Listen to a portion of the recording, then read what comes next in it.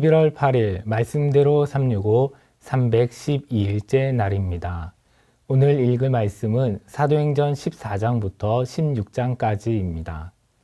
14장에서는 바울의 제1차 선교 여행의 이야기가 계속됩니다. 바울과 바나바는 이고니온과 루스드라와 더베를 다니며 복음을 전하는데 유대인은 물론 수많은 이방인들이 복음을 받아들입니다. 하지만 어떤 이들은 거부하고 오히려 바울 일행이 가는 곳마다 따라다니며 박해합니다. 그들은 비시디아 안디옥과 이고니온에서 루스드라까지 따라와서 무리를 충동하여 바울을 돌로 칩니다. 그들은 바울이 죽은 줄 알았으나 하나님께서 그를 기적적으로 살려주셔서 그는 다시 일어나 이웃 도시인 더베로 가서 복음을 전합니다. 이처럼 잔악한 박해도 비난도 복음을 전하는 바울의 발걸음을 멈추게 하지 못하였습니다. 오히려 그럴수록 바울과 바나바는 하나님을 의지하고 용기를 내었지요.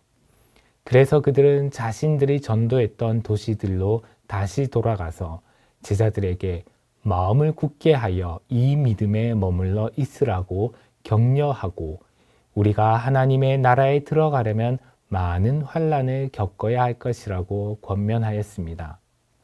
그렇게 1차 선교 여행이 마무리되고 그들은 자신들을 파송했던 수리아의 안디옥 교회로 다시 돌아와 그동안 하나님께서 함께 행하시며 이방인들에게 믿음의 문을 여신 것을 보고합니다.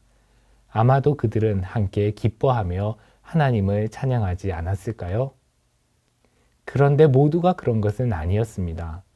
유대 그리스도인들 중에는 이방인들이 교회로 들어오게 된 것을 탐탁치 않게 생각하는 사람들이 있었습니다. 당시 안디옥 교회에는 유대에서 내려와서 선생을 자처하며 사람들을 가르치는 이들이 있었는데요.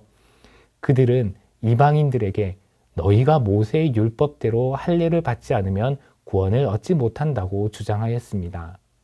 이것은 안디옥 교회에 큰 혼란을 일으켰습니다. 그래서 그들은 바울과 바나바를 예루살렘에 보내고 이 문제를 해결하기 위해서 교회의 첫 번째 공의회라고 부르는 예루살렘 공의회가 열렸습니다. 그 내용이 15장에 상세히 기록되어 있는데 여기서는 이방인이 꼭 할례를 받지 않아도 된다는 결론이 만장일치로 내려집니다. 이에 교회는 유다와 실라를 바울과 바나바와 함께 안디옥에 보내어 그 소식을 전하고 다만 더러운 음식과 음행을 멀리하여 거룩한 삶을 살도록 권면합니다. 이렇게 초대교회는 함께 마음과 지혜를 모아 교회 안에 발생한 내적 위기를 극복합니다. 이어서 15장 32절부터는 이제 바울의 제2차 선교 여행이 시작됩니다. 그런데 안타깝게도 바울과 바나바 사이에 의견이 일치하지 않아서 서로 각각 다른 길로 가게 됩니다. 그리하여 바울은 바나바와 헤어지고 대신 실라와 함께 1차 선교 여행 때 방문했던 더베와 루스드라로 갔습니다.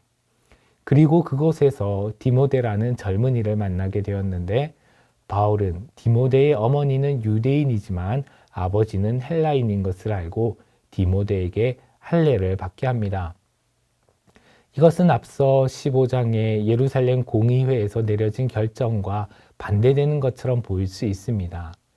그러나 그들이 디모데에게 할례를 받게 한 것은 그것이 구원의 필수 조건이기 때문이 아니라 디모데를 할례자에게 복음을 전하는 동력자로 삼기 위해서였습니다.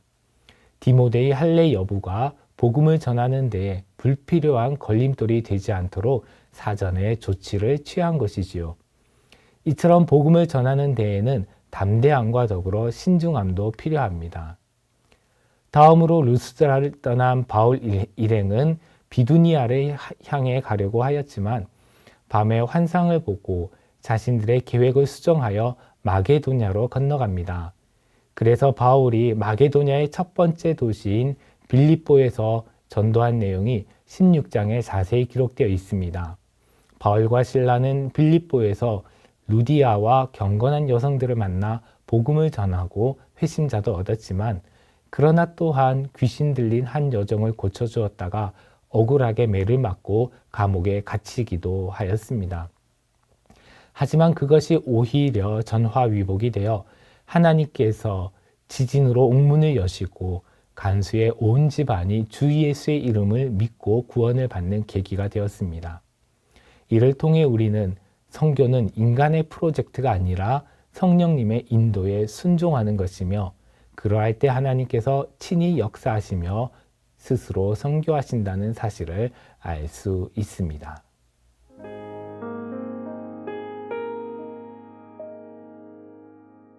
여러분 안녕하십니까? 11월 8일 월요일입니다. 이번 한 주간도 예수님과 함께 동행하시기를 바랍니다. 또 조금 쌀쌀해진다고 하지만 건강에 유의하시고 모두가 주 안에서 평안하시기를 기원합니다.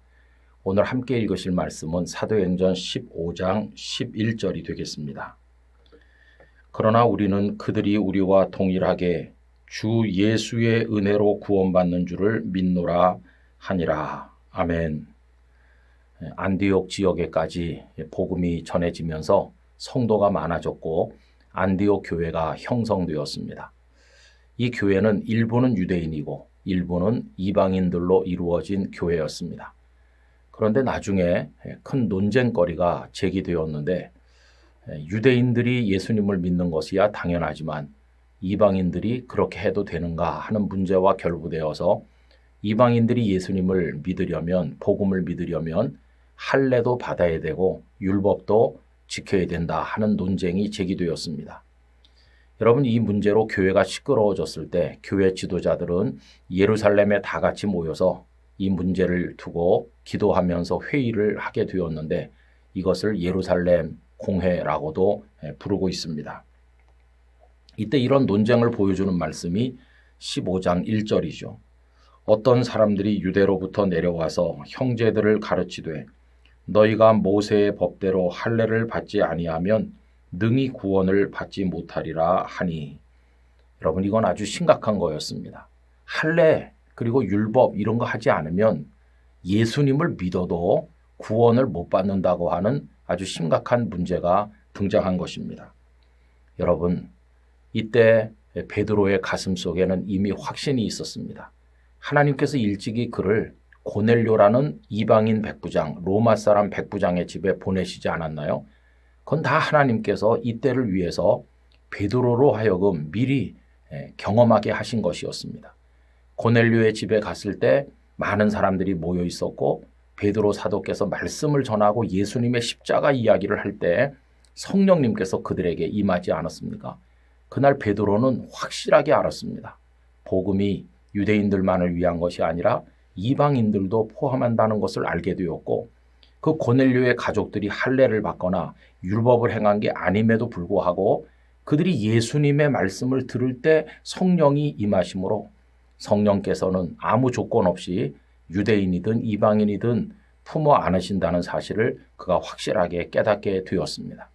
이제 그 확신을 근거로 해서 예루살렘에서 회의가 열렸을 때 많은 논쟁이 있은 이후에 베드로 사도께서 일어나셔서 발언을 하게 되었는데 오늘 읽은 본문이 바로 그 발언 중에 일부입니다. 그러나 우리는 그들이 그 이방인들이 우리와 유대인과 동일하게 주 예수의 은혜로 구원받는 줄을 믿노라 하니라. 아멘.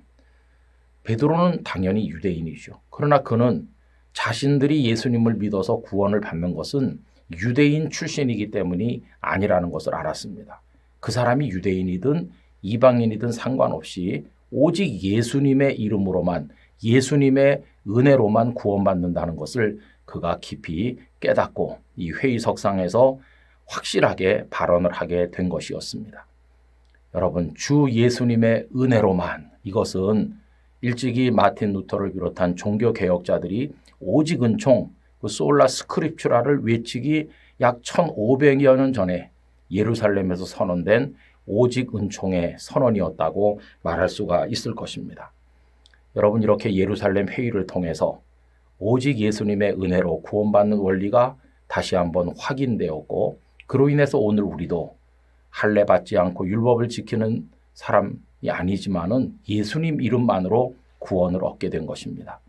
십자가 예수님 옆에 매달렸던 그 행악자가 무슨 율법적 선을 행하고 의를 행했겠습니까? 그러나 예수님 한 분으로 그도 낙원에 초대를 받지 않았습니까? 여러분, 오직 예수님의 은혜로 이 원리를 우리 가슴에 새기고 우리를 품어주시는 주님의 은총에 감사하며 살아가게 되기를 원합니다. 이러한 은혜가 우리 모두에게 충만하기를 간절히 기원합니다. 아버지 하나님, 그가 유대인이든 이방인이든 그가 부자이든 가난하든 남녀노소 그 누구를 막론하고 그 어떤 삶의 환경과 배경에도 상관없이 오직 주 예수의 은혜로만 구원을 얻는 줄로 믿습니다. 은혜면 모든 것이 다 되는 것이요, 은혜가 아니면 다른 것이 다 갖추어져도 불가능함을 깨닫습니다. 이 은혜를 저희들에게 주심에 감사하오며 모든 성도들이 오직 은혜로 살아가도록 도와주시옵소서. 그리고 이 은혜를 허락하신 하나님께 감사하며 날마다 찬송하며 살게 하시고 이번 한 주간도 주와 동행하게 하여 주옵소서. 예수님의 이름으로 기도하옵나이다. 아멘.